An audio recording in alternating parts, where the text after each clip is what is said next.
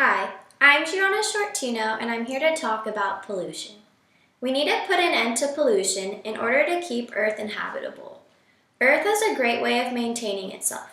However, too much damage and it will become irreversible. Mother Nature is dying off due to human error.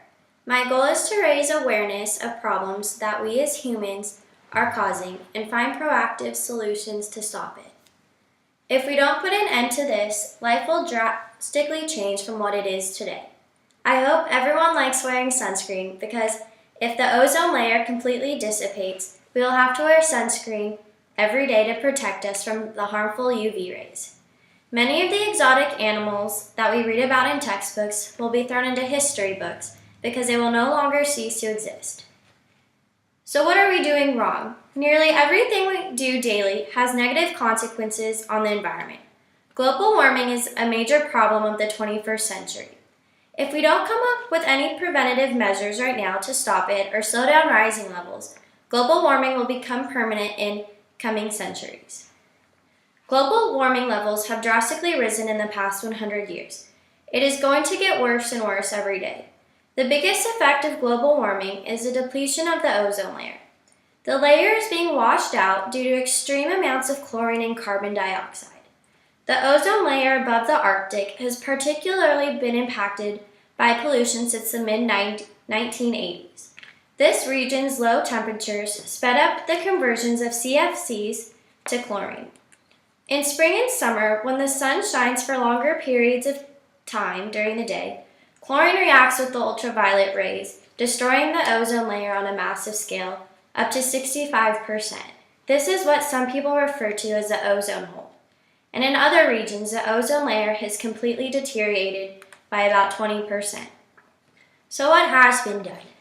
Paris recently mandated what days one is allowed to drive within the city. The goal is to reduce amounts of CO2 levels in the atmosphere and to help clean up the high smog levels in the city. In order for this to work, driving days are alternated based off of odd and even license plate numbers. The city has created multiple eco-friendly alternatives, such as a free electric car ride that you can hire every day to drive you around if you need a car in order to get to work. The government also is rewarding those who carpool with each other by allowing you to take an additional lane if you're driving with two or more people. And then French Parliament is also promoting bike riding and carpooling. Currently, the most effective and public method is recycling. Many schools are educating young children to reduce, reuse, and recycle. Recycle bins are found in almost all public areas to encourage recycling. While this has been successful, we need to find other successes. So what can we do? A solution that I learned about this past Christmas break in Hong Kong was centralizing food production close to home.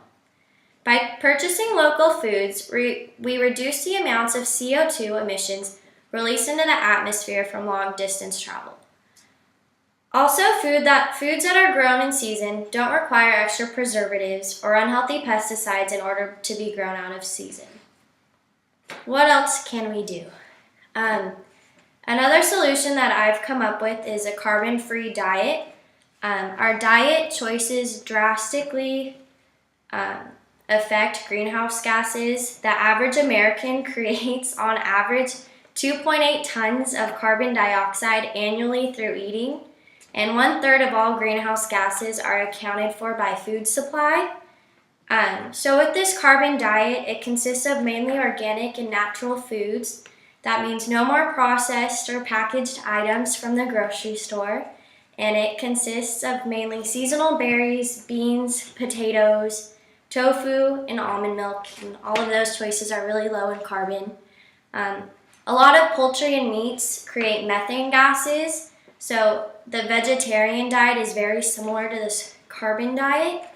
And then fishes are also low in carbon, especially white fishes.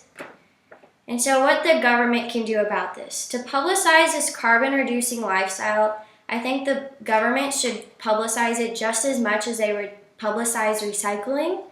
And the government, I also believe, should give benefits to companies that only sell to local businesses, because it narrows down the people they can sell to, but it would definitely help our environment.